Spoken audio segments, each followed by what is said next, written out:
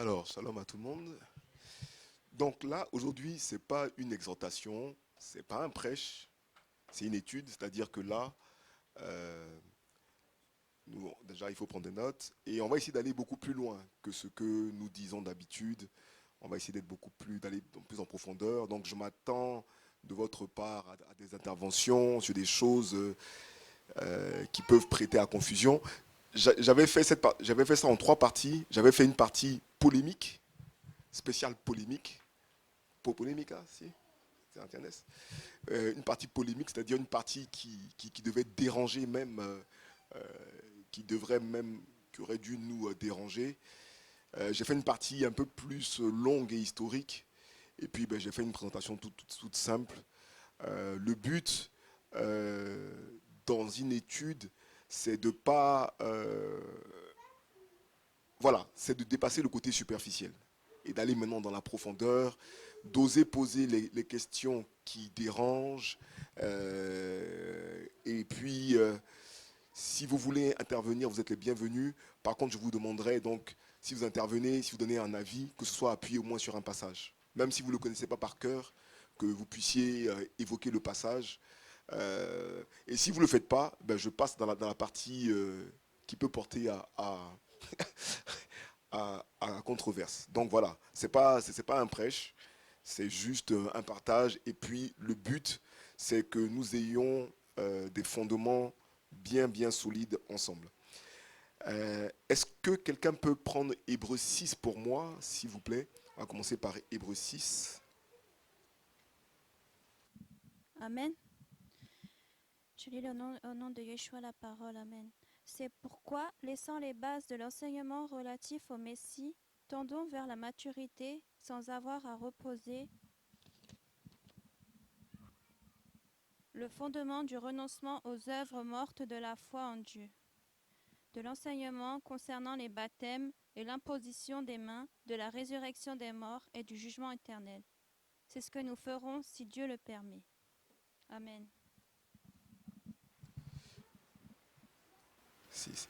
Bon, notre sœur est allée un peu vite, mais pour vous redonner le contexte de ce qu'elle disait, on est dans la lettre aux Hébreux et il est en train de dire que il n'y a pas besoin de revenir sur ces choses-là. Elles sont tellement simples. La foi en Dieu, le renoncement aux œuvres mortes, la doctrine des baptêmes, la résurrection des morts, le jugement. Il dit que c'est des choses de la base. Or, on se rend compte que pour nous, c'est pas si basique que ça. Aujourd'hui, on est en train de se demander s'il faut suivre la Torah et tout ça. On voit que ces choses ne sont pas si basiques que ça pour nous. Donc le tout, c'est vraiment de construire quelque chose en commun. C'est pour ça que là, les questions doivent venir. On doit pouvoir vraiment... notre frère nous expliquait des situations. Il faut vraiment que nous ayons au moins les fondamentaux de notre foi pour pouvoir avancer. Et c'est ce que le Seigneur, il attend. S'il veut nous faire avancer, il veut d'abord que nos fondements soient bien solides. D'accord? Amen. Alors, donc, j'ai pris la définition de la foi telle que le Strong le spécifie. Donc, la foi, donc c'est Aman, supporter, confirmer, être fidèle, soutenir, nourrir, donc croire, confiance, éprouver, stable, opiniâtre, nourrir. Et vous voyez que euh, la foi telle qu'elle est expliquée dans l'hébreu, c'est quelque chose de vraiment profond. C'est quelque chose qui tient et qui est stable sur la durée. Et donc nous, et qui s'appuie sur un enseignement. La plupart d'entre nous, nous sommes venus, alors je ne sais pas peut-être pour qui d'autre, mais la plupart d'entre nous, nous sommes venus à la foi en Yeshua parce que quelqu'un nous a enseigné, quelqu'un nous a prêché l'évangile, quelqu'un nous a dit de venir. La plupart d'entre nous. D'accord? Donc on voit que notre foi va dépendre de l'enseignement qu'on va recevoir. Si l'enseignement est faux, est-ce qu'on peut avoir une foi qui est vraie? Non. Donc, un enseignement faux va produire une foi fausse. Et on peut entendre toutes les voix de tous les esprits qu'on veut, mais souvent, c'est ce que ici c'est enseigné, c'est que notre foi, elle doit reposer sur deux piliers, la parole de Dieu et l'Esprit de Dieu. C'est-à-dire que l'Esprit de Dieu ne peut pas contredire la parole de Dieu. D'accord? Donc, vous voyez, supporter, confirmer. Donc, il y a cette idée qu'il doit avoir toujours deux témoignages qui vont dans le même sens. Nourrir. Une foi, elle se nourrit. Ah, j'ai cru en Jésus-Christ, c'est terminé. Non. Elle se nourrit continuellement. Les Juifs, d'ailleurs, quand ils parlent de la Emouna, il la compare à un ouvrier, un artisan, qui chaque jour répète le même geste, jusqu'à ce que ce geste devienne une seconde nature. Et c'est la même chose pour la foi. Quelque chose de répétitif, mais qui doit s'inscrire en nous comme une seconde nature. D'accord? Et on voit qu'il y a différents niveaux de foi, parce que, comme dans la parabole des semeurs, on voit que des fois, quand il y a les tribulations, notre foi peut être arrachée. Il y avait une exhortation du frère Patrice qui disait que, même en période de sécheresse, les racines devaient aller chercher plus profondément dans la terre pour pouvoir se nourrir. Et cette période d'été, c'est une période favorable pour nous d'aller nous nourrir avec tous les fondamentaux que nous avons. D'accord? Donc, par exemple, dans l'idée hébraïque, sans pratique, il n'y a pas de foi. C'est-à-dire que quand, par exemple, nous, on est confrontés à des juifs, tu peux dire à un juif, oui, mais moi je crois ça, ça ne veut rien dire. Il va regarder comment tu agis pour déterminer ce à quoi tu crois. Donc on voit que la pratique, en tout cas dans leur expérience, la pratique, c'est ce qui confirme la croyance intérieure. C'est-à-dire que sans pratique, il n'y a pas de foi. Selon eux, selon la Emouna. Et je pense que c'est tout à fait biblique. Alors, pourquoi la foi? Quel est l'objectif de la foi? Là, j'aimerais, s'il vous plaît, votre intervention. À quoi sert la foi? On a donné la définition. À quoi sert la foi?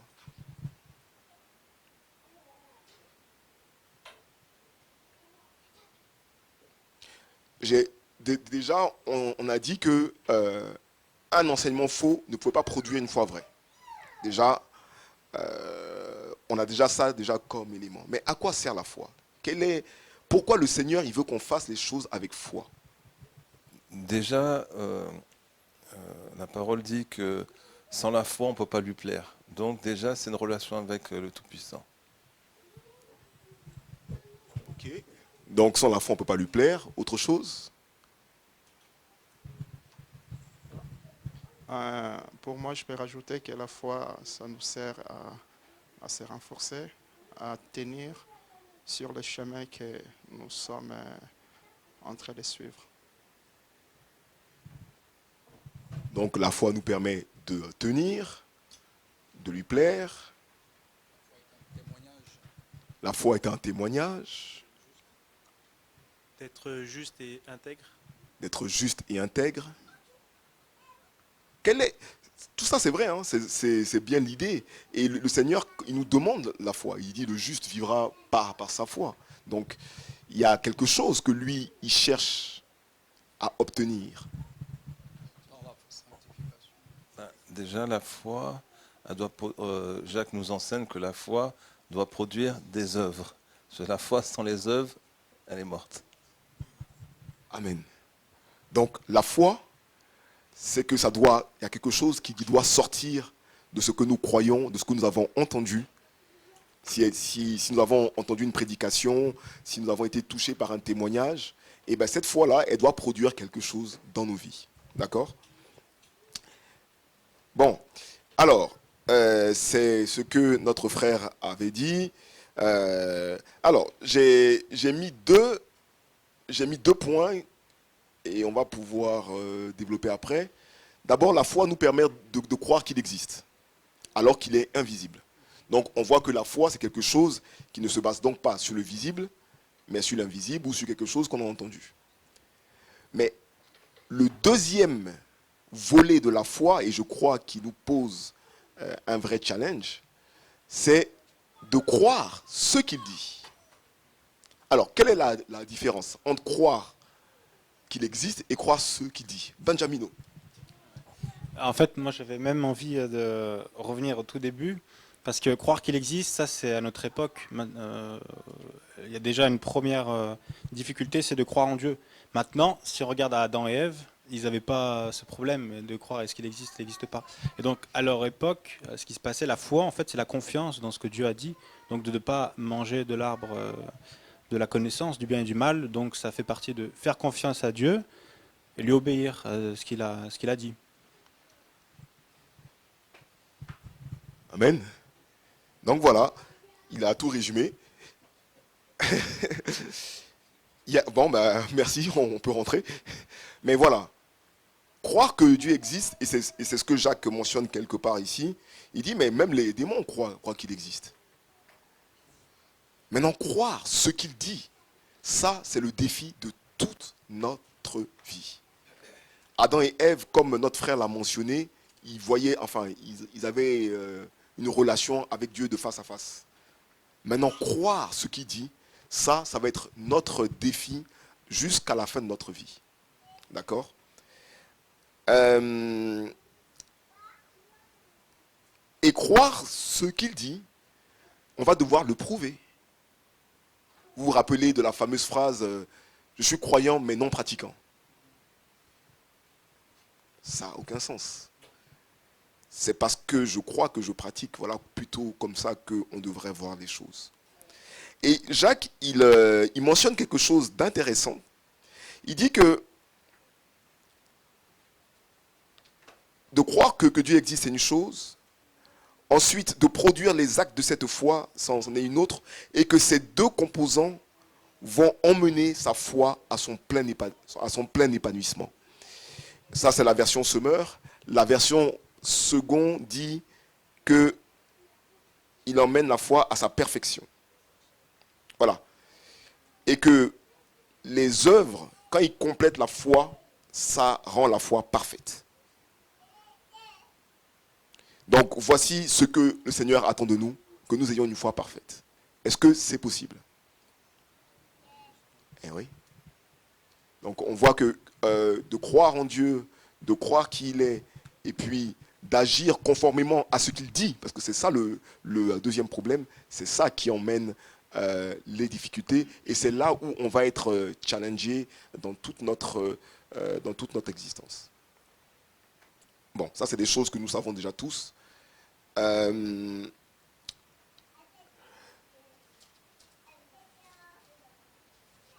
Donc, sans les œuvres, la foi est zéro.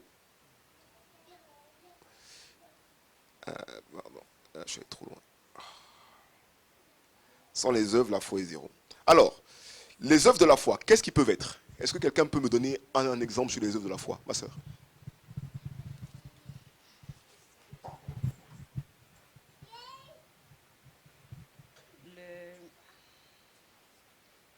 L'adhérence,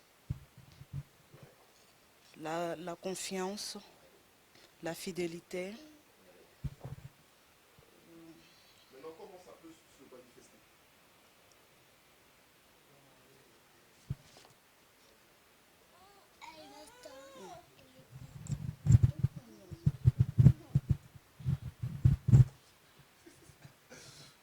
Bon, on va te débarrasser du micro. Notre frère Samuel disait, bon mais attends, je vais le laisser dire. Pour compliquer un peu la situation, ne pas manger les animaux impurs, c'est les œuvres de la foi. Pour aller un peu plus... accepter le Shabbat, c'est les œuvres de la foi. Ne pas accepter les cultes dimanche comme le jour de Shabbat, c'est les œuvres de la foi aussi. Parce que c'est un rajout. Ça dit, ce n'est pas ce que le Père a recommandé. J'ai compliqué un peu les choses, non, ça va. Du coup, alors, si j'ai bien compris, la foi, c'est à peu près... On n'est pas parfait, mais on essaie de respecter les 10 commandements. À peu près, c'est ça, non? pense que ma réponse par rapport à la question, je n'ai pas parlé des 10 commandements. Ah, d'accord. Déjà, quand j'ai dit les œuvres de la foi, pour moi, n'est pas manger les animaux impurs, ça ne se trouve pas dans les 10 commandements. Oui. Ouais. Ouais.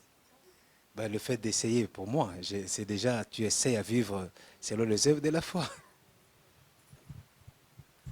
Qui aurait pensé que faire le Shabbat ou ne pas manger des animaux impurs étaient des œuvres de la foi? Qui aurait pensé que ne pas manger des animaux impurs, te retenir, pas parce que tu n'aimes pas, mais parce que le Seigneur dit que c'est pas bon, qui aurait pensé que c'était ça les œuvres de la foi? Qui aurait pensé que refuser d'aller le dimanche, non pas parce que c'est diabolique en soi, mais parce qu'on sait que ça prête à confusion, qui aurait pensé que c'était ça une œuvre de la foi? Eh oui, c'est par obéissance, par fidélité, parce que tu ne veux pas participer à quelque chose qui prête à confusion, que tu décides de ne pas y aller, alors que peut-être qu'il y a tes amis qui peuvent y être, tu aurais pu passer un bon moment à louer le Seigneur. Mais le frère Bruno avait parlé de la foi comme un témoignage.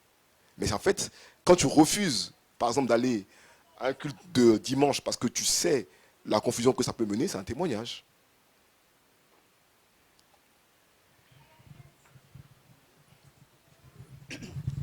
En fait, juste pour compléter ce qui a été dit ici, si on reprend le verset de Hébreu, laissant les éléments de la parole, c'est important de mettre l'accent là-dessus, les éléments de la parole. Donc, il y a des éléments dans la parole.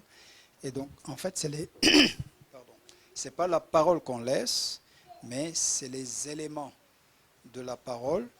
Et maintenant, dans cette parole-là, au travers de la parole, avec la parole, on veut tendre vers ce qui est parfait. C'est-à-dire, dans la parole, il y a des éléments pour le nouveau-né, pour le nouveau converti, comme le biberon pour le nouveau bébé. À un moment donné, après, maintenant, il y a des choses dures, il y a des choses plus pour celui qui veut tendre, en tout cas, à la perfection. Alors, comment dirais-je, si on va plus loin dans cette perfection-là, il dit, c'est l'état du plus intelligent. En fait, d'entendre vers ce qui est parfait, en fait, tu es en train de déguiser ton intelligence spirituelle, certainement. Perfection morale et spirituelle. Tu vois, donc, on a les éléments, et après, maintenant, dans cette quête de perfection, on est en train de déguiser, de travailler la perfection morale et la perfection spirituelle. Mais, juste pour terminer, en fait, par rapport à la foi comme témoignage, ou l'épreuve de la foi, et on sait que c'est la parole de Dieu qui est toujours remise en question depuis le jardin. Donc, effectivement, dans tout ce qu'on fait, en fait, le choix de croire en la parole. Je ne sais pas quel passage tu as utilisé tout à l'heure, ou comment tu l'as dit. Il y a une phrase que tu avais dit, foi en Dieu. Il y avait deux éléments. Croire, voilà. Croire ce qu'il dit. Voilà, croire ce qu'il dit, le dabar. Et l'épreuve d'Adam et Ève, c'était de croire, de ne pas bouger dans ce que Dieu a dit. Et aujourd'hui, nous croyons tous en Dieu, toutes les religions, mais ne pas bouger dans ce que Dieu a dit, c'est une épreuve qui nous perfectionne. Et pour rebondir, hein, et pour dire un peu, pour aller dans le sens de ce que la sœur Déborah demandait, oui, nous ne sommes pas parfaits, mais nous devons tendre vers cette perfection.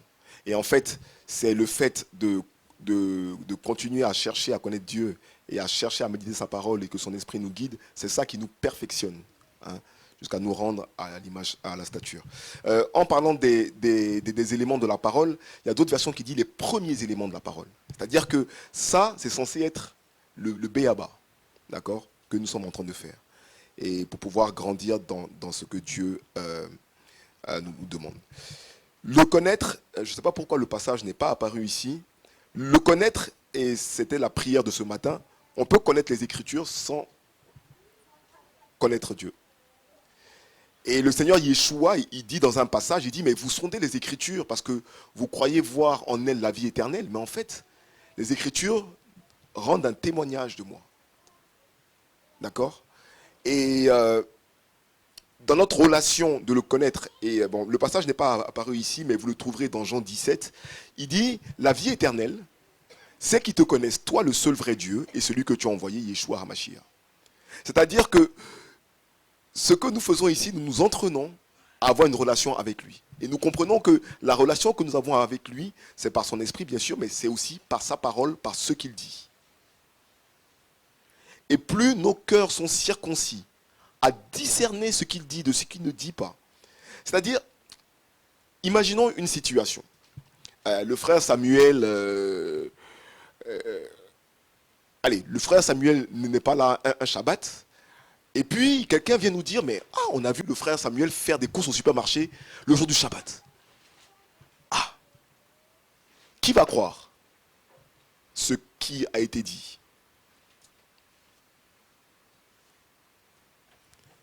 Qui va avoir tendance à croire? Le frère Samuel en train d'acheter des choses intéressantes et tout ça. Celui qui ne le connaît pas. Celui qui ne le connaît pas va dire, mais oui, et alors ça fait quoi? Un samedi, ouais, il faisait ses courses avec sa femme, voilà, il était bien, voilà. Par exemple. Hein, ouais. Mais vous voyez que avec tout ce qu'il nous a dit, nous savons que si ça arrive, c'est que c'est un cas exceptionnel, un cas de force majeure. Parce que, à cause de ce qu'il nous dit et du témoignage qu'il nous donne, et même du prix qu'il a dû payer pour le Shabbat. D'accord? Et donc, nous, apprendre à connaître Dieu, ce n'est pas seulement pour cette vie-là, mais c'est pour la vie à venir. Et on sait que par sa parole aussi et par son esprit, il va circoncire nos cœurs, hein, pour que nous apprenions à le connaître. Vous vous rappelez, il y avait une exhortation où on avait parlé d'un autre esprit, qu'il fallait avoir un esprit différent. Pourquoi? On avait vu qu'il y avait différents éléments. Et un des éléments qui étaient les tout derniers, c'était qu'au temps de la tribulation, celui qui ne connaît pas Dieu, c'est sûr. Parce que voilà ce que Matthieu 24 dit. Matthieu 24 dit que la séduction sera tellement intense que même les élus pourront tomber. Et l'importance de le connaître, c'est-à-dire de connaître ce qu'il aime, ce qu'il n'aime pas, ce qu'il appelle saint, ce qu'il n'appelle pas saint, ce qui lui plaît ou ce qui lui déplaît, c'est qu'au moment de la tribulation, c'est ça qui va faire la différence. Donc, le connaître, ça a plusieurs utilités, et c'est ça même la vie éternelle. Parce que c'est ça notre salut. Moi, je crois que véritablement, lors de la tribulation, c'est ce qu'on disait l'autre fois, c'est des croyants qui vont nous dire, mais Christ est là. Mais attends, tu sais que c'est quand même, bon, il n'est pas dans le Shabbat, mais c'est un bon pasteur quand même qui sait bien exhorter et tout. Il te dit, Christ est là, tu es en pleine tribulation, tu vas y aller. Sauf qu'il y aura des éléments qui doivent te pousser à ne pas y aller. Voilà, Christ a rassemblé tous ses élus, je dis n'importe quoi, un dimanche. C'est possible. Mais celui qui est habitué un peu au Seigneur et qui sait que le Seigneur il ne fait rien en dehors de son calendrier va se dire, bizarre. Ça, c'est quelqu'un qui apprend à connaître son Créateur. Et dans les situations difficiles, quand on n'a pas le temps de réfléchir, ça doit être instantané. Paf, paf. Imaginons, là, il prévoit peut-être un deuxième confinement. On ne sait jamais ce qui va se passer. Imaginons, on est dans une famine atroce. Et là, maintenant, vous voyez un beau morceau de porc, bien là. Que faire? Ou des crevettes. Et là, vous n'avez rien d'autre. Qu'est-ce que vous allez faire? Voilà. Je donne ça de manière... Oui, je donne ça de manière un peu amusante. Mais celui qui n'a pas cette conscience va dire non, mais attends. Et peut-être que le Seigneur va permettre que vous le mangiez. Mais il va voir quelle est la résistance que vous avez posée face à cette tentation-là. Et peut-être qu'au bout de 5-6 jours, vous voyez votre enfant. Non, et vous lui donnez. Et le Seigneur dit non. J'ai aimé cette résistance. Tu l'as fait pour moi, par amour pour ma parole. Donc, le connaître à travers les Écritures, et on voit, il y a des fois dans l'église de Corinthe, vous avez vu, dans 1 Corinthiens, il y a un homme, il couche avec la femme de son père. S'il connaissait la parole, il sait que dans le Lévitique, on interdit ça, parce que ça expose la nudité de son père. Mais vous voyez que le connaître à travers sa parole et par son esprit, c'est essentiel. Pour les situations difficiles, où on ne sait pas quoi faire. Et c'est ça, la vie éternelle. Ah oui. Juste mettre l'accent sur, je crois que c'est très important, connaître Dieu et celui qu'il a envoyé. En fait, celui qu'il a envoyé, c'est le Messie. Et le Messie n'est autre que la parole. Au commencement était la parole était avec Dieu et la parole était Dieu. Et donc du coup, connaître, c'est intéressant parce que tout le monde dit connaître Dieu, croire en Dieu, dans toute la chrétienté, dans toutes les religions, on croit plutôt connaître Dieu. Alors que c'est la parole qui nous fait connaître Dieu. Et ça, je crois que c'est important de le noter. Donc, la vie éternelle, c'est connaître Dieu et connaître celui qui l'a envoyé. Et du coup, ramène à connaître Dieu et sa parole, puisque le Messie est sa parole. Comprendre sa parole. Donc, il nous laisse, et ça c'est important de comprendre, des indicateurs pour les moments difficiles et des indicateurs pour les moments de tribulation, et on les trouve dans sa parole. Maintenant, quand on fonctionne en dehors de sa parole, il y a... Bon, très bien. Alors, je vais passer maintenant à la relation entre notre foi et notre salut. La fameuse phrase que vous connaissez tous. Voilà. Voici la justice qui vient de la foi. Nous sommes dans Romains 10, verset 5. Mais voici comment parle la justice qui vient de la foi. Ne dis pas en ton cœur qui montera au ciel, c'est en faire descendre Christ, ou qui descendra dans l'abîme, c'est faire remonter Christ d'entre les morts. Mais que dit la parole de la foi? La parole est près de toi, dans ta bouche et dans ton cœur. Or, c'est la parole de la foi que nous prêchons. Si tu confesses de ta bouche le Seigneur Yeshua, et si tu crois dans ton cœur que Elohim l'a ressuscité des morts, tu seras sauvé. Car c'est en croyant du cœur qu'on parvient à la justice, et c'est en confessant de la bouche qu'on parvient au salut. Amen. Alors, ça, j'espère que vous ne serez pas d'accord avec moi, parce que ça, ce passage, moi c'est sur ça que je me suis converti. Enfin, c'est avec ce passage que j'ai fait ma déclaration de foi. Nous tous.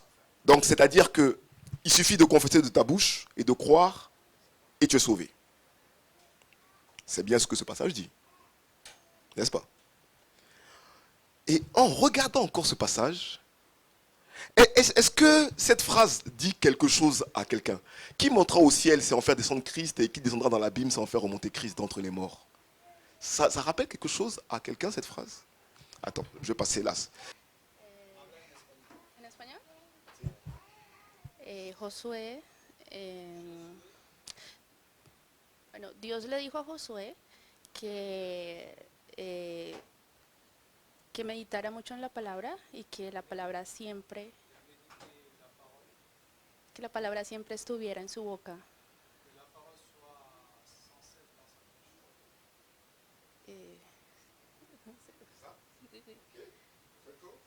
Est-ce que quelqu'un d'autre a une référence? Parce que là, qu'est-ce qu'il est en train de faire là? Est-ce que quelqu'un peut m'aider? Il est en train de... Alors, déjà, une chose. Il est en train de te parler de Moïse. D'accord? Il dit, Moïse définit la justice qui vient de la loi. L'homme qui mettra ces choses vivra en pratique par elle. Le mot « mais » qui est là, je suis allé vérifier ce que c'était. Et bien, le mot « mais », enfin, c'est le mot « d », D-E. Et bien, ce mot, il peut être soit « mais », soit « et », soit « cependant ». C'est-à-dire que c'est en fonction de ce que vous croyez que vous allez mettre comme mot ici. Très bien. Donc, il dit que Moïse définit la justice de la loi, et après, il dit, voici comment parle la justice de la foi.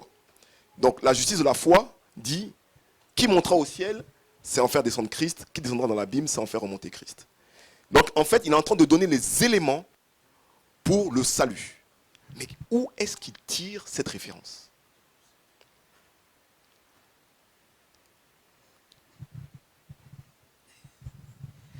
La parole nous dit dans le livre de Deutéronome chapitre 30, verset 14, c'est une chose au contraire qui est tout. Est-ce que je peux lire un ou deux versets Un avant? ou deux versets avant.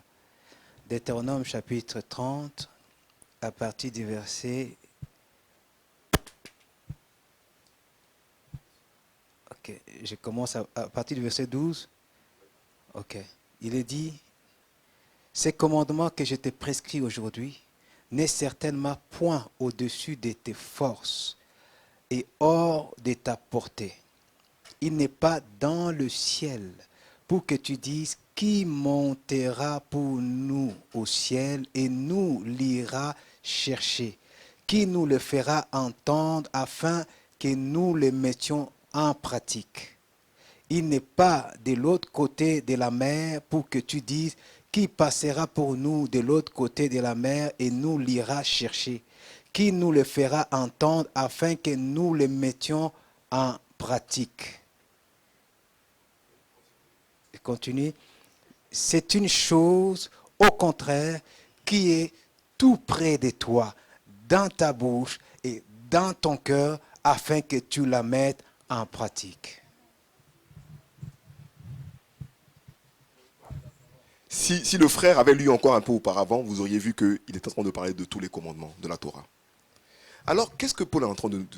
Est-ce que quelqu'un maintenant, avec ces éléments, peut essayer de nous expliquer ce que Paul nous explique?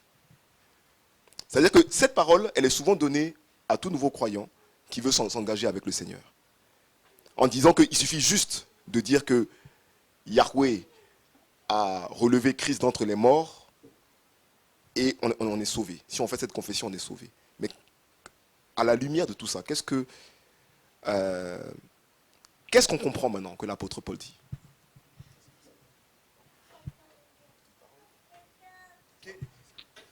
Ok, oui. Bon, voilà. En fait, il est en train de dire... Ah. Oui.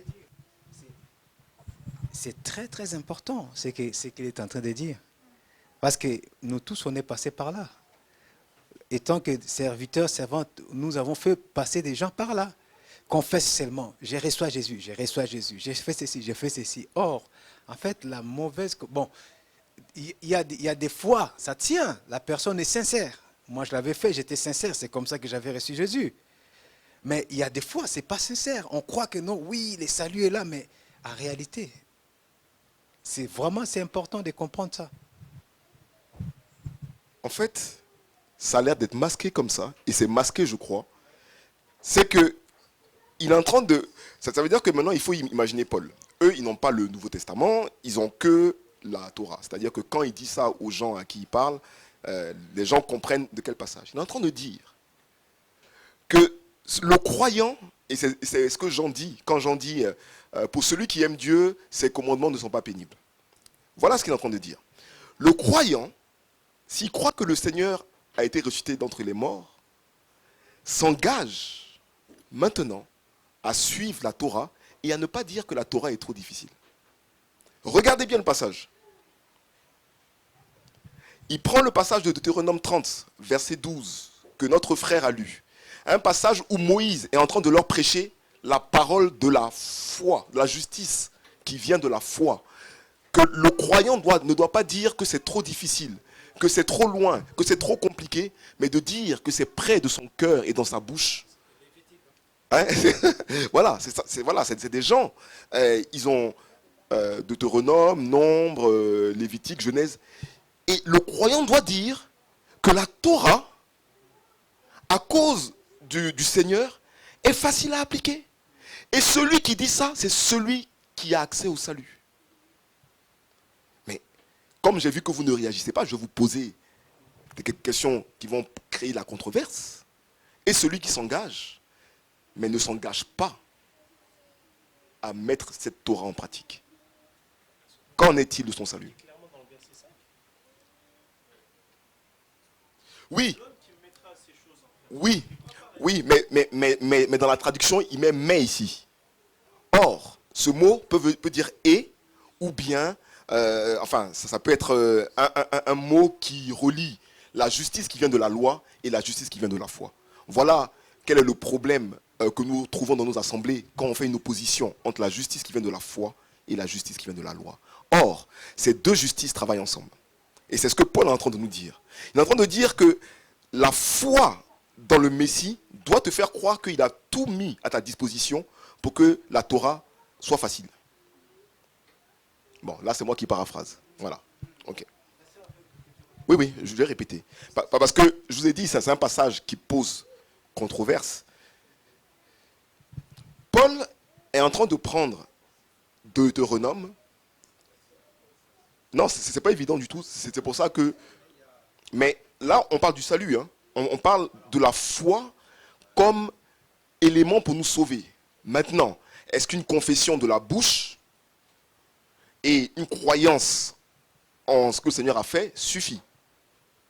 Là, c'est des points d'interrogation, je ne m'engagerai pas. J'ai fait toute une version, j'avais fait une autre version, je vous l'avais dit, avec toutes les polémiques et tout ça, mais arrêtons-nous sur ce passage. Moi, c'est sur ce passage que je me suis converti. Quand je me suis converti, on m'a dit, est-ce que tu crois que Jésus est Seigneur? J'ai dit oui. Est-ce que tu crois que Dieu l'a ressuscité des morts? Oui. Eh bien, tu es sauvé. Maintenant, la question, est-ce que c'est ce que Paul, lui, il voulait dire? Parce que lui, il s'appuie sur un passage de Deutéronome 30. Dans ce passage, dans Deutéronome 30, si vous le lisez, Moïse dit, vous devez suivre tous les commandements. Il est en train de leur parler que quand ils auront désobéi, Deutéronome 28, il va être chassé. Maintenant, s'ils reviennent à Yahweh de tout leur cœur, de toute leur âme, et qu'ils suivent tous, qu'ils s'engagent à suivre tous ces commandements, alors Yahweh leur garantit le salut. Paul prend cette phrase, et je vous dis, le passage n'est pas simple, parce qu'il y a quelques... Ici, là, quand il met « mais », ça pose problème. Mais il prend un passage texto, dans Deutéronome 30, que notre frère nous a lu, pour dire que celui qui s'engage avec Yahweh doit déclarer, doit comprendre, doit accepter que la loi que Yahweh donne n'est pas trop compliqué à suivre. Si vous allez jusqu'à la fin, ou alors c'est dans Deutéronome 29, il dit « Les choses révélées sont à nous afin que nous les pratiquions et les choses cachées appartiennent à Yahweh. » Alors quand Yahweh te révèle quelque chose par la Torah, c'est que ça a été donné afin que tu pratiques pour ton salut. Oui. Oui. Oui. Voilà. Et en fait, c'est ça que je disais. Ce qui pose problème, c'est le mot « mais » ici. Parce que ça semble mettre en opposition ces deux justices. Le mot « mais », qui est « de », hein, en fait, en grec, peut vouloir dire « et ». Donc si tu remplaces ça par « et », c'est « voici comment Moïse définit la justice qui vient de la loi. L'homme qui mettra ces choses en pratique vivra par elle. » Et dans tous les passages où je suis allé regarder, dans Deutéronome, dans Néhémie et tout ça, ou dans Ézéchiel 20, c'est positif. Il dit non, il faut que vous mettiez ces choses en pratique. Donc ce n'est pas quelque chose de négatif qu'il est en train de dire. Et il dit, mais ça ne suffit pas de mettre les choses en pratique, il faut croire en celui pour qui tu mets en pratique. C'est-à-dire que celui qui te dit de mettre en pratique, il faut croire qu'il n'a pas fait ça pour te piéger, comme on veut nous le faire croire. Il n'a pas fait ça pour te condamner, mais il a fait ça pour que tu aies accès au salut. La communion, même, ça reste une religion. C'est-à-dire que tu mets le Shabbat en pratique sans dépendance à lui, tu peux rester chez toi. Si tu ne fais pas pour lui faire plaisir, ça ne sert à rien. Tu fais toutes les fêtes, ça ne sert à rien. Les bonnes œuvres, ça ne sert à rien. Mais si tu le fais dans la dépendance de ton Dieu, tu dis, ah Seigneur, je vais au Shabbat parce que ça te fait plaisir. Et je sais que ça te plaît. Et aussi, je sais que quand ton royaume va venir, moi, je vais devoir l'enseigner aux gens qui n'auront pas cru. Donc, vous voyez, c'est pas juste... Mais voilà, il y a un but, il y a un objectif. C'est que dans notre salut, il faut qu'il y ait cette confession. Et c'est ce que je vous racontais une fois. On était allé à Roanne. Il y avait une sœur, elle était nouvellement convertie. Elle dit, ah, ouais, mais la Torah, c'est difficile. Hein? Je dis, non. Elle dit, ouais, mais ça fait longtemps. Je lui dis, non, mais la Torah, c'est pas difficile. Elle dit, non, si. Et, enfin, c'est une femme assez vigoureuse. Ah, la Torah, c'est difficile. Ah, moi, je sais, je dis, non, c'est pas difficile. Elle me dit, mais pourquoi tu dis ça? Je dis, parce que quand tu dis ça, tu es en train de contredire la parole de Dieu. Pourquoi? La parole de Dieu, dans 1 Jean 3, nous dit, mais celui qui aime Dieu, ses commandements ne sont pas pénibles. Le Seigneur Yeshua nous dit, mon fardeau est doux et léger. Moïse nous dit, mais ne dis pas que c'est trop dur, mais que c'est près de ton cœur et dans ta bouche. Donc la parole est en train de nous dire, non, les commandements sont faciles, si on aime Dieu. Et on ne peut pas dire le contraire. Vous voyez, le mot foi, c'est soutenir, c'est aller dans le même sens que ce que Dieu dit. Quand Dieu dit ça, c'est sale. Même si moi, je trouve ça propre, je dis que c'est sale parce que je veux aller dans le même sens que lui. Ça, c'est la foi. Dieu dit, ben voilà cette situation-là, j'aime pas. Alors, j'ai dit, mais attends, mais pourtant, moi, mais non. Comme il a dit, eh bien, moi, je dis pareil. Quand Ève, elle regarde le fruit, c'est-à-dire que Satan lui a parlé, elle regarde le fruit, on dit qu'elle commence à le trouver beau, désirable. Et ça peut nous arriver. Voilà, ça peut nous arriver des situations où on dit, mais oui, mais j'aimerais bien y être. Mais Dieu dit non. Ta chair dit oui, mais Dieu dit non. Mais qu'est-ce qu'il faut faire? Voilà, avoir la foi. Aller dans le même sens que Dieu. Soutenir ce que Dieu dit. Bon, je ne vais pas trop tarder, mais c'est un passage, on pourra revenir, parce que c'est par ce passage que beaucoup de gens se sont baptisés. Et je ne dis pas que leur baptême ou leur confession est fausse, sauf que ça va demander qu'ils aillent plus loin. Une foi qui n'est pas nourrie, elle est morte. À renforcer, parce que la foi, il peut y avoir des situations dans la vie il y aura des situations dans la vie qui vont nous mettre en doute. Donc la foi aussi, elle doit se muscler en fait. Exactement. Juste rajouter par rapport à ce que dit le frère Patrice, c'est la question même qu'on peut se poser. Est-ce que la foi grandit? Exactement, la foi grandit. Quand on voit par exemple l'apôtre Pierre dit « rajoutez à votre foi la connaissance », qu'est-ce que la connaissance va faire? On va mieux connaître, comprendre le Père, et ça va nous permettre encore d'avoir plus de confiance, plus d'adhérence, plus de solide, voilà, être encore solide. Donc voilà. Donc vous voyez que la foi, c'est quelque chose de vraiment dynamique. Et pourquoi j'ai parlé, je vous ai dit en premier point, la foi nous permettait de connaître Dieu et celui qu'il avait envoyé, le Seigneur Yeshua. Et c'était ça la vie éternelle. Mais la vie éternelle, c'est comme dans le jardin d'Éden. Dieu, il donne le salut. Il donne le salut, mais après, il faut le garder. Et je sais que même dans cette assemblée, on n'est pas tous d'accord, et ce n'est pas grave, ça ne m'a pas dérangé, de croire que de faire une confession que Jésus est Seigneur était suffisante.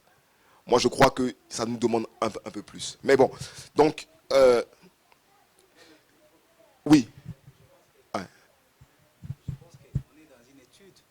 Il faut maintenant, c'est le moment d'approfondir les pour et les contre, et comment. Voilà, est-ce que toute personne qui va confesser, bon, je confesse Jésus-Christ comme Seigneur et Sauveur, je donne ma vie, est-ce que c'est suffisant? Quand est-ce que ça peut être suffisant et quand est-ce que ça peut pas être suffisant? Tu vois, c'est mieux voilà, au lieu de passer comme ça, voilà, d'y rester encore. J'aurais bien voulu une question ou quelqu'un qui dise « Oh non, mais attends, mais là, tu exagères quand même. Là, Ah, d'accord. Je lui pose question. Quand est-ce que cette confession peut être juste et quand est-ce que c'est une confession dérisoire qui ne sert ou peut-être qui ne sert à rien?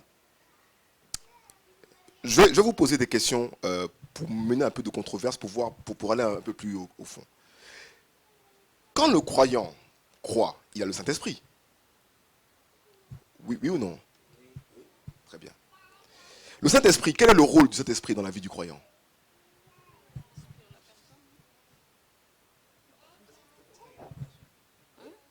Inspirer la personne. Inspirer la personne. Très très bien. Ouais. Conduire Mais où? dans la vérité. Dans toute la vérité. Très bien. Ok. Donc, là je pose une question un peu à controverse. Si le croyant a le Saint-Esprit et qu'il doit conduire dans toute la vérité, c'est-à-dire que tout le monde doit faire le Shabbat. Puisqu'on a fait cette confession, elle n'y est plus. Puisqu'on a fait cette confession que Yeshua était Seigneur, on est d'accord qu'on a reçu son esprit et que le rôle de l'esprit, c'est de conduire dans toute la vérité. Mais alors, expliquez-moi alors. Pourquoi nous sommes... Oui, je pense que je l'avais dit tout à l'heure. L'apôtre Pierre dit « rajoutez à votre foi ». En fait, la connaissance est progressive, tout comme la compréhension. Prenons un exemple concret.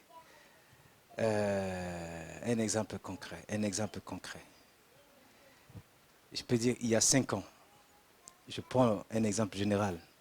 Il y a 5 ans, peut-être à part le frère Bruno. Non, pas 5 ans. Il y a 10 ans, prenons, il y a 10 ans. Il y a 10 ans, je ne sais pas si tout le monde connaissait les Shabbats. On ne connaissait pas les Shabbats. Le frère Bruno, toi, tu connaissais déjà, il y a 10 ans. En cachette. Tu vois, on était sincères. On était sincères, on avait le souffle sacré, mais on n'avait pas encore touché cette dimension de vérité. On avait notre émouna, notre foi, notre confiance, notre fidélité. Et c'est là que je trouve magnifique quand l'apôtre Pierre dit « Rajoutez à votre confiance, à votre fidélité, la connaissance. » Et je fais le parallèle avec ce que le Messie dit. Pour compléter, dit « Vous connaîtrez la vérité vous affranchira. » C'est-à-dire, étant que croyant, je crois aujourd'hui, j'adhère dans la doctrine de Yeshua, mais je n'ai pas toute la connaissance. C'est-à-dire, progressivement, c'est vrai, l'esprit de vérité vient m'enseigner, c'est à moi. Est-ce que je suis enseignable? Est-ce que j'ai un cœur à accepter? Je peux refuser aussi. Toi et moi, on est même des témoins, on était partis à Paris. Le pasteur du frère Daniel Bernardo, il connaît le Shabbat. Mais en pleine réunion avec les anciens, il dit non, on ne va pas faire le Shabbat. Pourquoi? Parce que le monde est habitué dans les dimanches. Moi, je connais les Shabbats et les samedis. C'est-à-dire, il a fermé sa porte à la vérité. Donc, je ne sais pas si...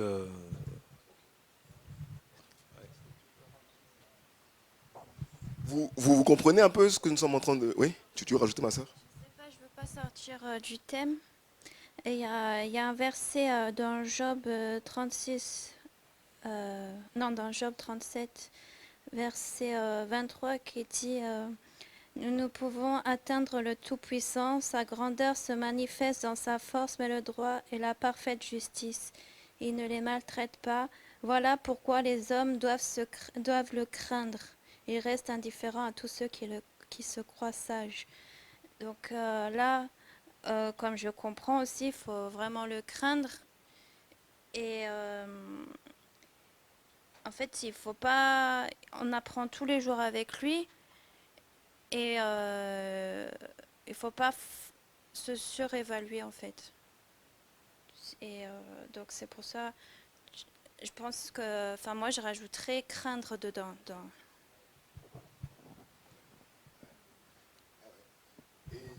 Et c'est tellement vrai que l'apôtre Paul lui-même, un apôtre à qui on attribue une foi, à qui on dit qu'il dit la foi sans rien, il dit travaillez à votre salut avec crainte et tremblement. Travaillez. Donc le salut, ça se travaille. Avec joie et assurance? Non, avec crainte et tremblement. Je viens avec, au travers de tout ce qui a été dit, je viens de comprendre en fait un élément par rapport à ce que l'auteur de l'Épître aux Hébreux appelait les éléments. Je reprends ce passage. Laissant les éléments de la parole de Christ, donc la parole du Messie, qui est lui-même la parole de Dieu. Laissant ces éléments-là, en fait, l'objectif maintenant, l'atelier, la carrière, c'est de tendre à ce qui est parfait, à la crainte de Dieu, la sanctification, etc. Et là, dans la définition, reviens là-dessus, ta page de définition, et tout de suite, j'ai tilté, j'ai dit, mais en fait, je crois que ce qui nous fatigue, c'est qu'on est comme les Israélites, en fait, dans le désert. Et on a très souvent... moi, le premier en tout cas, et dans la connaissance, dans la relation qu'on a avec Dieu, par rapport à la foi, quand on parle de foi en Dieu, souvent d'ailleurs c'est le texte qu'on cite, la foi est une ferme assurance, une démonstration, etc., confiance. En fait, on croit en Dieu, qu'il existe, et on a confiance, on s'arrête là. Et en fait, on a la confiance au Dieu qui pourvoit nos besoins. On a cette dimension de relation au Dieu qui pourvoit. D'ailleurs, quand on regarde, quand on écoute beaucoup de prédications, si tu crois, si tu as la foi, ceci va changer. Tu auras un nouveau costume, tu auras une voiture. Et en fait, c'est les éléments de la terre. On n'est pas encore entré, là par exemple, éprouvé, établi. On peut aller plus loin, tu vois, soutenir et toutes ces choses-là. Et en fait, la parole de Dieu, reprenant toujours la parole de Christ, elle n'a d'autre but, même le Shabbat, tout ça, ce n'est pas l'objectif de Dieu. Ça, c'est des éléments, c'est des choses qui, comment dirais-je, qui sont utilisées pour nous parfaire, pour nous rendre tel le Fils qui, lui, c'est ça le Fils de l'homme. Souvent, quand on entend dans la parole le Fils de l'homme, ben, c'est le second Adam. Adam avait échoué dans sa foi. Maintenant, le second Adam, il va être éprouvé comme Adam. Pourtant, il va rester fidèle à ce que Dieu a dit. Et du coup, il est notre modèle. C'est pourquoi il dit, ceux qui sont en Christ sont une nouvelle créature. Ce n'est plus selon Adam, c'est selon l'homme spirituel. Et c'est là, souvent, on chute. Pourquoi? Parce que j'ai une relation avec Dieu dans le domaine de la confiance. Dieu peut pourvoir mes besoins. Il peut donner la femme, il peut donner le mari. Dieu peut tout. Ça, il n'y a pas de problème. Mais par contre, laisser Dieu, avoir la foi, laisser Dieu pour enlever en moi ce qui est de trop, pour me donner l'image de Christ, à l'image de Christ, je crois que c'est là où, effectivement, on reste dans le désert. Ah oui. Est-ce que tu peux revenir sur Romains 10?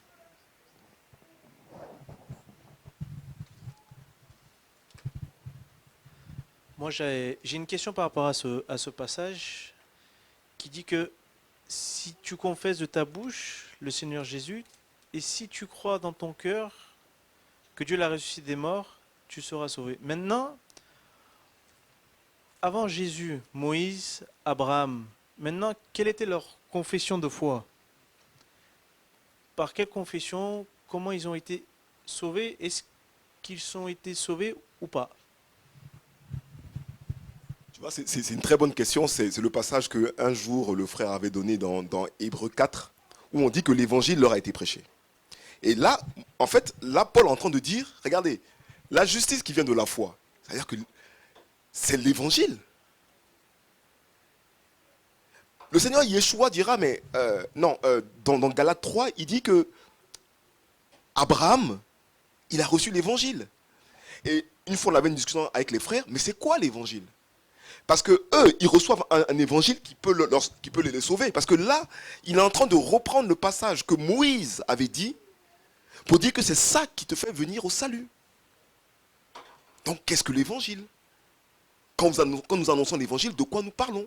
Le Seigneur Yeshua, dans Marc 2, on voit, il annonce l'évangile du royaume. Mais il n'est pas en train de dire, croyez en moi et que je vais mourir. Non. Et en fait, c'est ça la foi. On va apprendre. On va remettre en cause les choses que nous avions apprises. Et on va grandir. Et c'est ce que Jacques dit, afin que votre foi soit rendue parfaite. Parfaite, c'est-à-dire dans son perfectionnement. Franchement, j'ai 20 pages sur cette controverse du salut. Peut-être qu'on va finir comme ça et j'aurai pas le temps de finir. Mais, oui.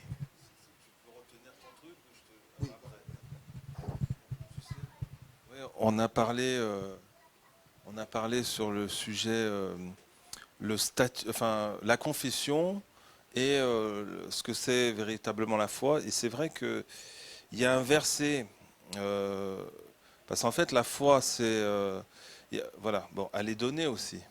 Hein, au départ, elle est donnée. Voilà, c'est un don. Parce que dans Jude, donc je prends un verset, Jude 1, verset 3 dit « Bien-aimés, comme je désirais vivement vous écrire au sujet de notre salut commun. Je me suis senti obligé de le faire afin de vous exhorter à combattre pour la foi qui a été transmise aux saints une fois pour toutes. » Donc il y a une foi qui est donnée, c'est celle du salut en fait, celle de l'espérance du salut. Voilà. Et après, il y a effectivement, parmi les fruits de l'esprit, il y a la foi, qui est un fruit et qu'il faut travailler. Voilà.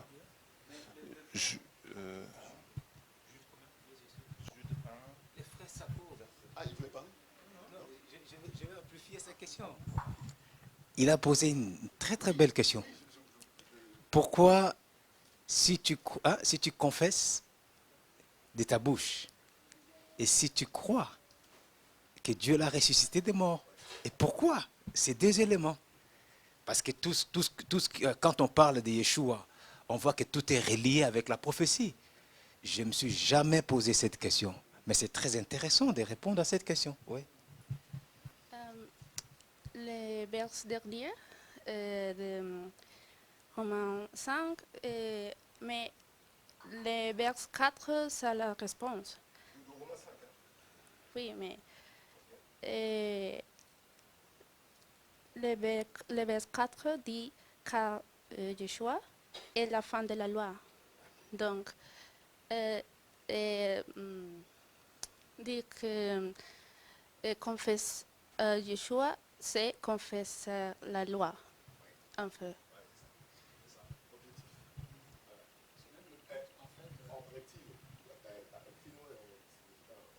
Oui, c'est la même chose parce que Yeshua, c'est la loi. C'est la parole. Je ne sais pas si vous avez compris ce qu'elle a dit. Et donc, c'est ça. C'est que Yeshua, en fait, et c'est ça le but de le connaître par la parole. C'est que, moi, je pense que quand le Seigneur va revenir, il ne va pas revenir de manière... Enfin, si, au moment du rassemblement, il va venir de manière à frapper les regards.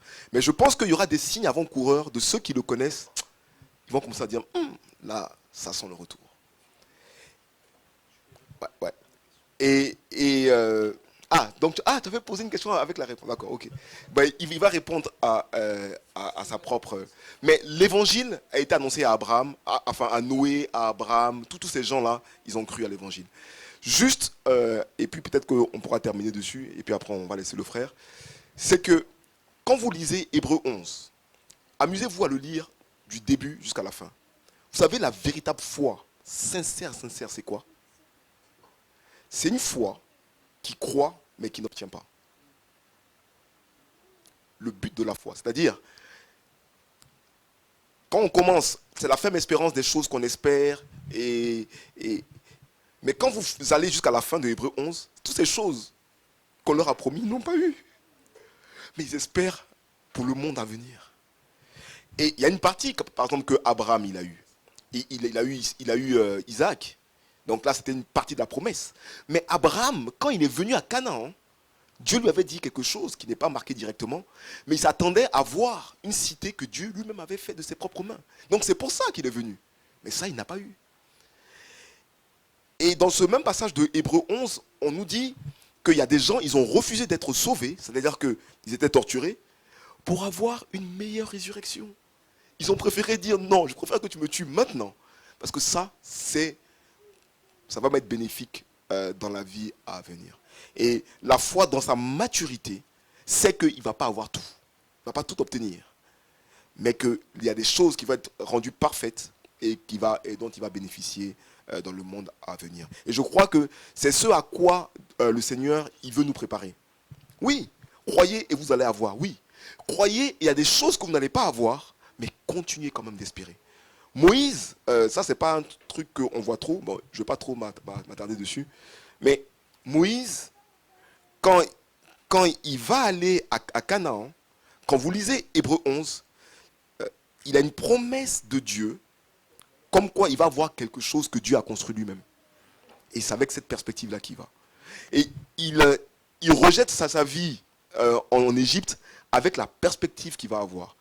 Et quand Dieu lui dit non, finalement tu ne vas pas rentrer, parce que de toute façon ça ne sert à rien, ce que tu attends ne va pas encore venir, le peuple n'est pas prêt.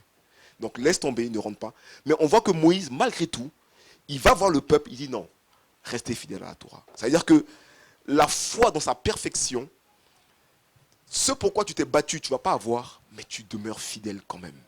Et c'est ça, je crois que le Seigneur, il veut nous apprendre à travailler, à travailler, à travailler. On avait jeûné pour Deutéronome 28 et tout ça. Je disais, mais Seigneur, mais tu nous as promis ces choses-là, on va les avoir quand? Mais c'est comme s'il disait, mais la foi la plus parfaite, tu sais que c'est vrai. Tu sais que tu peux les avoir, tu vas les avoir.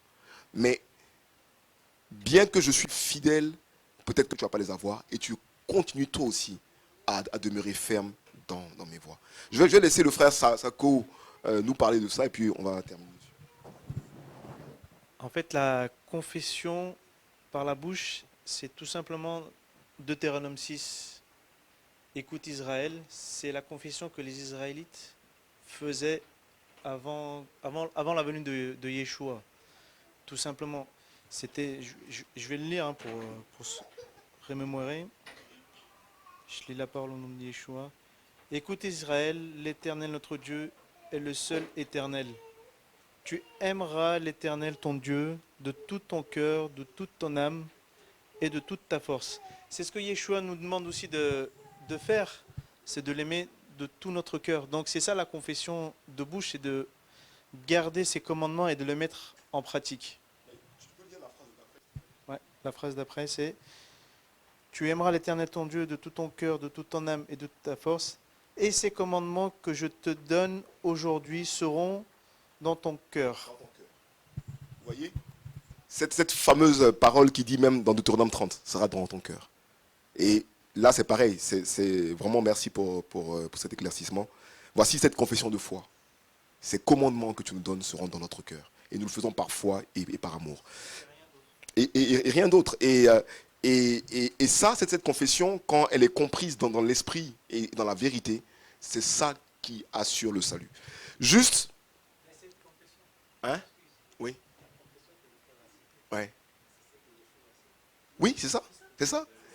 Mais les deux fameux commandements que le monde chrétien cite, tu aimeras ton Dieu de ton cœur, de ton âme, ils s'arrêtent là. Mais déjà, en hébreu, il n'y a pas de point. C'est-à-dire que, est-ce que tu as ton Herman, toi, ton livre là, de la Torah? Oui? Non? Sinon, je vous aurais montré à quoi ressemble la Torah à l'époque de Moïse. Il n'y a pas de point, il n'y a pas de virgule. Et c'est-à-dire que les points et les virgules, c'est les hommes qui sont obligés de les mettre là où ils veulent. Mais tu aimeras ton Dieu de ton cœur, de ton âme et de toute ta force. Et ces commandements que je donne aujourd'hui, c'est-à-dire que c'est une même confession. Le Seigneur Yeshua n'avait pas besoin de le dire. Tous les Israélites la connaissent par cœur. Ils la récitent le matin en se levant et le soir avant d'aller se coucher. Donc ils savent que dès que tu dis ça, c'est que c'est la Torah qui doit être dans ton cœur. Et ça, c'est ça la parole de la foi. Hein? Alors,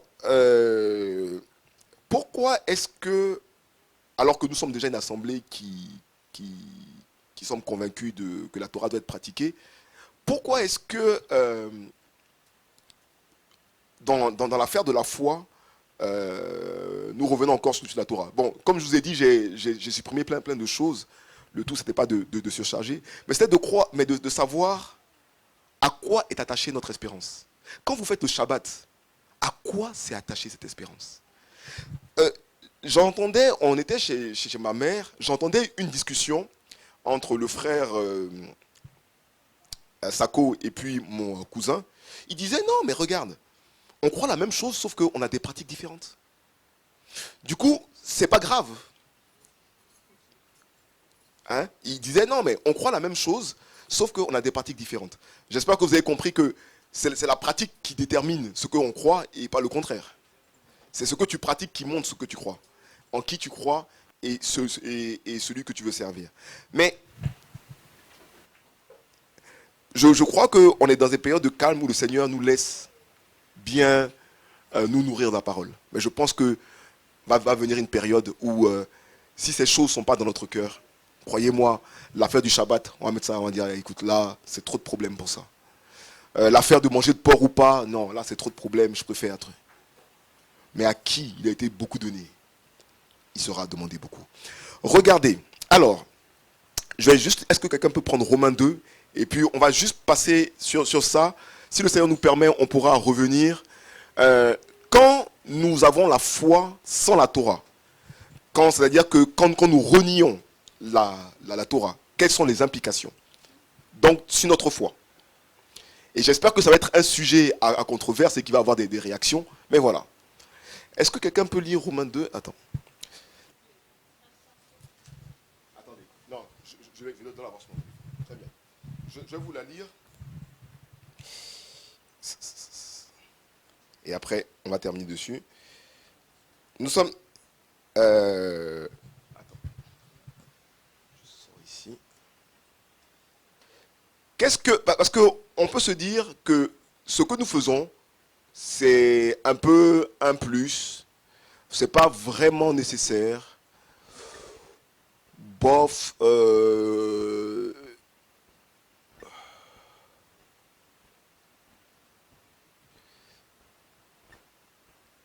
Nous allons voir les différentes implications et puis après, on va pouvoir terminer.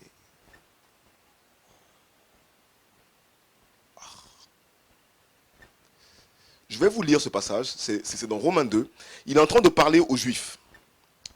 Il dit aux Juifs, il dit, vous savez, vous avez un privilège. Bon, là, c'est moi qui paraphrase. Il dit, vous savez, vous les Juifs, d'ailleurs, il dit, mais quel est l'avantage des Juifs ou de la circoncision? Elle est grande de toute manière. Maintenant, voilà comment il dit. Il dit, 23. Ok. Il dit, ben, toi donc qui enseignes les autres, tu t'enseignes pas toi-même. Toi qui prêches, ne pas dérober, tu dérobes. Non, ok. Toi qui te fais une gloire de la Torah, tu déshonores Dieu par la transgression de la Torah. Attendez. Tu déshonores Dieu par la transgression de la loi, car le nom de Dieu est blasphémé parmi les païens à cause de vous, comme cela est écrit. Qu'est-ce qu'il est en train de dire? Que quand tu transgresses la Torah, qu'est-ce que tu fais? Tu déshonores Dieu. Tu blasphèmes son nom.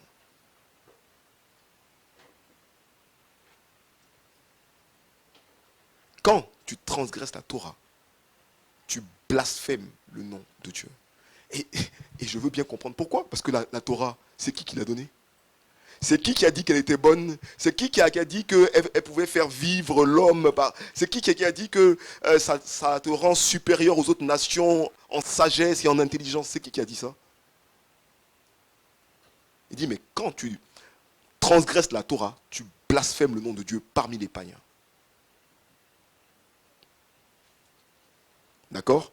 C'est-à-dire que tu as la foi en Dieu, tu refuses, et je ne suis pas en train de faire un jugement, je veux dire, il y a des gens qui comprennent ces choses-là et qui les refusent délibérément. Tu blasphèmes le nom de Dieu. Et ça, c'était puni, c'est punissable de mort par lapidation. Alors, quand tu as la foi en Yeshua sans la Torah, tu remets en cause la constance de Dieu. Parce que Dieu a dit, cette Torah, elle est pour toujours. Yeshua dit, tant que le ciel et la terre ne disparaîtront pas, il n'y aura pas un seul iota qui va disparaître. Donc tu es en train de dire non. Mais ce qui dit, il dit ça, mais ce n'est pas vrai. Sur sa miséricorde, tu es en train de remettre en cause sa miséricorde. Ses promesses. Il dit à Abraham, il dit, mais si ta descendance garde, il dit non, il faut que la descendance d'Abraham garde les commandements de loi et de justice afin que la promesse vienne. C'est-à-dire que si la Torah n'est pas gardée, la promesse du Seigneur ne peut pas venir. Bon, là, j'avais peur de le mettre parce que je n'avais pas envie d'être foudroyé. Tu le fais devenir menteur. En reniant la Torah de manière objective. Comme je vous ai dit, je suivais un débat où il disait non, mais la loi c'est une loi de malédiction. C'est une loi que Dieu a écrite pour maudire les gens. Mais tu le fais devenir menteur parce qu'il dit que c'était pour bénir les gens. Vous voyez? Et ensuite, le plus grave, tu déformes l'image de Yahweh. Alors, déformer l'image de Yahweh, en quoi ça peut être grave? C'est que nous sommes censés devenir à l'image de qui? De Yeshua. En reniant la Torah, la sœur disait tout à l'heure qu'il était la Torah. Lui-même, tout à l'heure, elle disait, mais quand tu confesses la loi, tu confesses Yeshua. Mais en reniant, tu déformes l'image. Et j'ai enlevé le dernier texte parce que je pensais qu'il y aurait mon cousin qui viendrait. Et je me suis dit, non, ça va trop le choquer. Mais même, c'est la croix du Seigneur Yeshua que tu viens attaquer. peut-être qu'on aura l'occasion de revenir. C'est sur les implications de... Je ne parle pas pour tout le monde. Il y a des gens, ils sont dans les églises, voilà, ils font avec ce qu'on leur a appris. Ce n'est pas de ça que je parle. Je parle des gens qui font profession de connaître Dieu, qui se disent docteurs de la loi et qui renient tout ce qui en fait les œuvres. Et ça, ce n'est pas moi qui le dis, ça c'est un passage de Paul à Timothée. Voilà le prix de notre foi. C'est-à-dire que on voit la salle, on voit ce que nous sommes, mais ça a un grand prix, cette foi qu'il a donnée. Et je vous dis, il y a un lien entre la préservation de la Torah et la croix du Seigneur Yeshua. On n'a pas le temps de développer, on pourrait revenir dessus après, mais il y a un lien.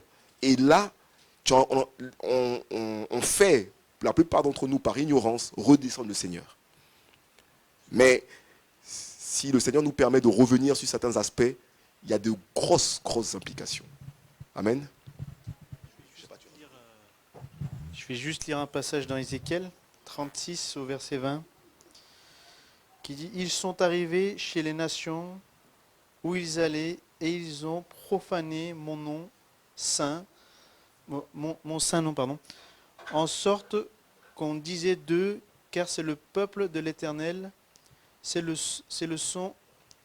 son pays qui sont sortis. » Donc on voit bien qu'ils profanent son saint nom en sorte qu'on disait d'eux, c'est le peuple de l'Éternel. Sur Romain tout à l'heure, d'ailleurs, ça peut rejoindre ça. Si tu confesses de ta bouche le Seigneur Jésus, si tu crois dans ton cœur, tu seras sauvé. Effectivement, dans toutes nos églises, dans toute la chrétienté, c'est ce qu'on a aujourd'hui pour quelqu'un qui quitte l'islam, qui quitte l'athéisme, etc. Il doit confesser cette chose-là, donc confesser véritablement qui est Jésus, qui croit en Jésus, notamment s'il vient d'une famille où on ne croyait pas en Dieu, ou s'il vient de l'islam, ou d'une autre confession. Et après, le fait de la résurrection. Donc, tu seras sauvé. Mais en fait, si on remonte plus loin dans l'histoire sans vouloir mettre l'accent sur le texte, et si on remonte plus loin, dans l'histoire, l'Église pratiquait ces choses-là, pratiquait les commandements. Et tu voyez, c'est ce qui a été attaqué. D'abord, c'est croire Dieu, croire ce qu'il dit. En fait, c'est ce que Dieu a établi, ce que Dieu a dit qu'on devait pratiquer, c'est ça qui a été attaqué. C'est ça qui a été enlevé aux croyants, notamment les Shabbats, etc. On a changé les fêtes, etc. Et petit à petit, effectivement, on a changé, on a enlevé tout ce qui fait que le croyant, ou en tout cas le païen, lorsqu'il confessait que Jésus est son sauveur, maintenant, il n'a plus ces éléments-là de mise en pratique parce que les hommes l'ont enlevé. Ils l'ont enlevé. Et donc, nous, en fait, la chrétienté, on est héritier de cette histoire-là. Et donc, il n'y a que ça qui reste. Et du coup, aujourd'hui, on est devenus ceux qui, nous en tout cas, on est devenus ceux à lapider. Parce que c'est comme si on veut retourner à la loi, alors qu'en réalité, oui, nous voulons plutôt revenir. Ce n'est pas retourner dans le sens qu'ils disent, on veut revenir parce qu'on nous a déviés. Il y a eu déviation.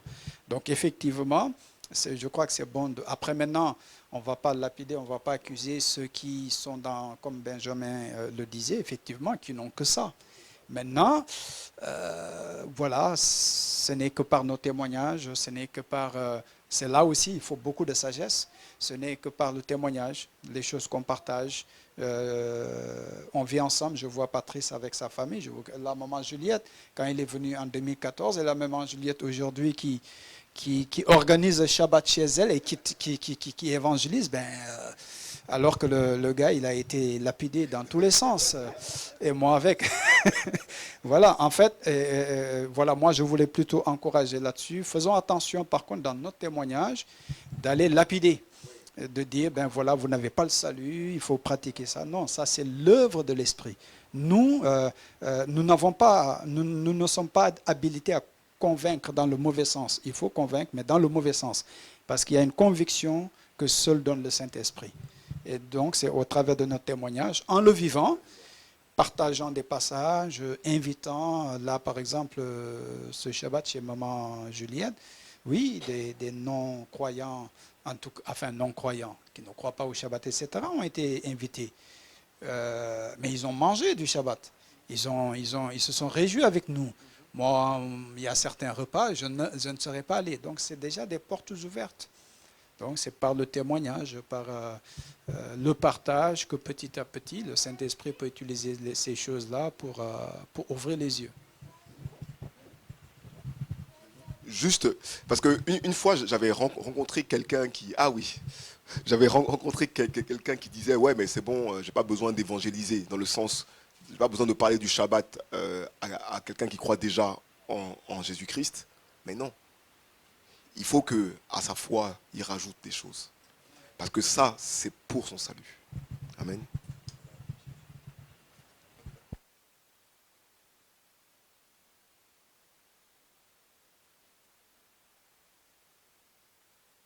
Ouais, désolé, hein, on allait un peu vite. On aurait pu faire ça en plusieurs parties, mais bon. Un verset que j'aime bien. Après, c'est à vous d'expliquer, mais je vais vous lire parce que ça m'inspire en fait. Après, je vous laisse.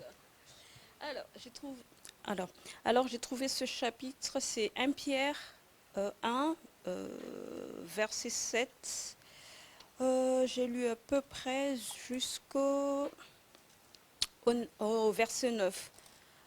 En fait, enfin, au nom de Yeshua, enfin que le preuve de votre foi, beaucoup plus précieuse que l'or qui périt, mais qu'on éprouve au moyen du feu, soit trouvée au sujet de louange, d'honneur et de gloire lors de la révélation de Yeshua Mashiach, lequel vous aimez sans l'avoir vu, en qui sans le voir maintenant. Mais croyant, vous vous réjouissez d'une joie inexprimable et glorieuse, obtenant le salut de vos âmes, qui est le but de votre foi. En fait, j'aime bien ce verset, c'est pour ça que, vu on est là aujourd'hui, j'ai envie de vous le dire. Mais après, peut-être, j'ai pas bien compris, mais en fait, au fond de moi, j'aime bien ce... peut-être, ouais, ça résume à peu près ce qu'il vient de dire. Voilà.